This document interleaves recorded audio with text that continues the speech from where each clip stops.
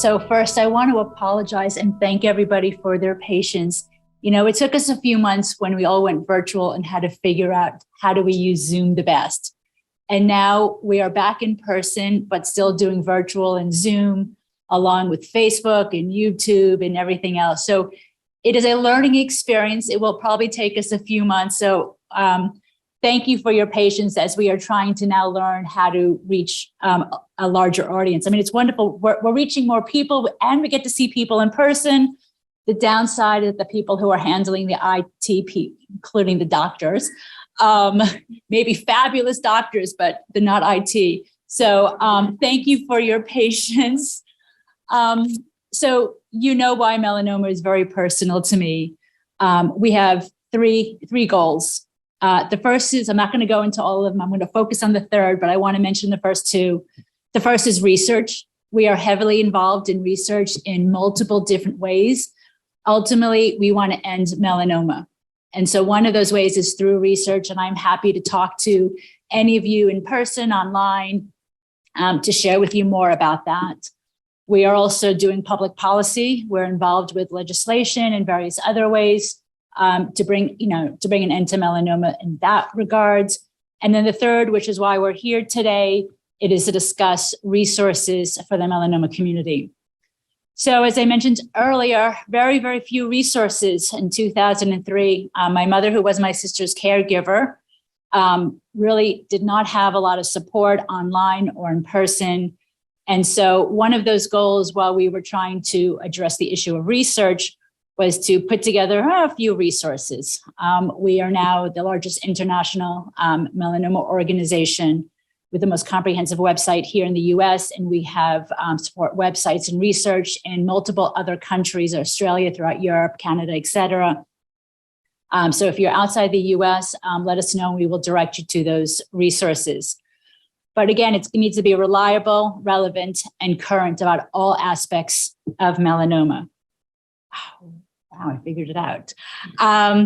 So our website, treatment options, there's a lot of treatment options out there, and it's really important that you recognize and manage the side effects of treatment.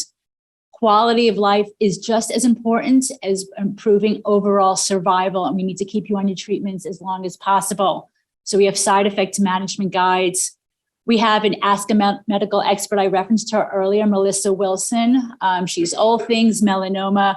She's a free resource. You can contact her online.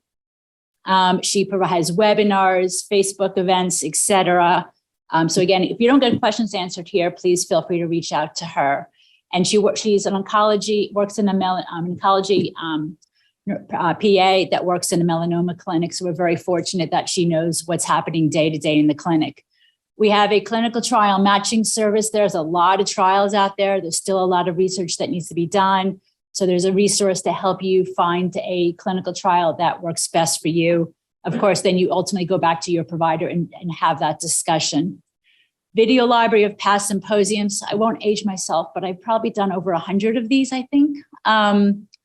Been doing, we won't, Anyway, that being said, we are keeping the most relevant ones up from the last, 2-3 years, including this one as well. Webinars, and of course, moving into the future, podcasts. So webinars, I mentioned Melissa, she has one that addresses medical issues. So in fact, later this month, somebody brought up ctDNA, that she's discussing that, but we have one just about every single month. And podcasts, there's Ray Liu, the director of survivorship of KP Northern California. He addresses the psychosocial aspect of having a melanoma. And where's Claire? Claire actually appeared on one once. I don't know if you remember. Oh, there you are. Yes, so we are doing those. We discuss reoccurrence, stress and anxiety, fear of reoccurrence. I think I mentioned that.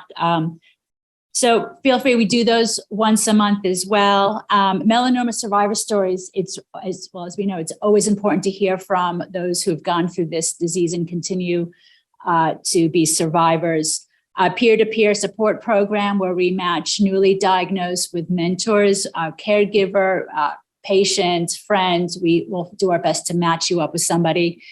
And then, of course, again, always going back to research, we have a Steps Against Melanoma Walk, where we raise funds to support research.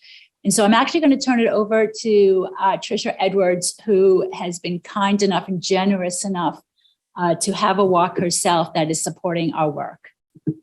Thanks, Sam. Good afternoon. Good afternoon. My name's Trish Edwards.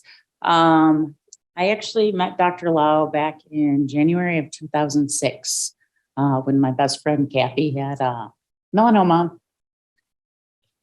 16 years later, and I still cry every time I go. So, sorry about that. So anyway, we started this event when Kathy was in treatment, and actually when Dr. Green mentioned stereotactic radiosurgery earlier, I thought that's how we were sitting all together waiting for Kathy to go undergo that. And we came up with the idea. I kind of posed it to our friends and said, how do we start a walk? And we wanted to do something, right? There were no treatment options, really. I mean, very minimal treatment options. There was no immunotherapy for her at that time. And so we wanted to do more. And so we talked to Dr. Lau, and we, came up with some ideas. And unfortunately, Kathy died about 6 weeks before our first event. As her primary caregiver, I was completely lost, but I think I put everything I had into this walk that first year so that it got me out of bed, and it kept me going. And it evolved into so much more. We wanted to do this for Kathy, and we wanted to raise awareness and raise funds for through research, but it has become so much more. I think this is the third or fourth symposium that I've come to. This is the third that I had the opportunity to tell you folks about our event. And our goal is to continue to raise awareness and raise funds and things like that. But even more so, let people know that there's a community of people out there supporting you and what you're going through. And we continue to do it. We've raised over $750,000 since we started. And it's just a handful of friends. All of us have careers doing something else, but we're passionate, and we want to offer this to folks like you that are going through this. You had an amazing team of nurses and doctors here at U of M, and I hope you guys will continue to get treatment here, and I hope that you'll consider coming to our event. We call ourselves Team KDB. And so our event is actually next Sunday at Kensington Metro Park. So I know there's flyers and a lot of information around, but I just wanted to share that and introduce myself. So thank you. A huge thank you to colleagues here, Dr. Angelis, Dr. Green, our incredible nurses, Dr. Fesher, of course, my partner here in melanoma, and Claire, and of course, Kieran, our entertaining patient there. So thank you all for coming. I hope you learned something. Hope you got motivated and inspired. So take care. Thank you.